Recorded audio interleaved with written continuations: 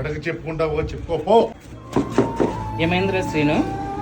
పనిచేసిన డబ్బులు అడిగితే తోసేశాడు రా. ఇంటికి సార్ డబ్బులు ఇవ్వని అంటున్నారు. ఏయ్, ఇప్పుడు నా దగ్గర లేవురా బా. ఉన్న పైసలు నా ముండకిచ్చిన.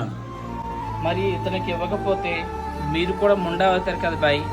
నువ్వు ఎవరితో మాట్లాడుతున్నావో తెలుసా? మరి ఎవరితోనే కదా మాట్లాడేది. ఏయ్, మరి అదే విధంగా అతను పట్టుకుని ఉంటే మరి నీ పరుగు పోయి ఉండేది.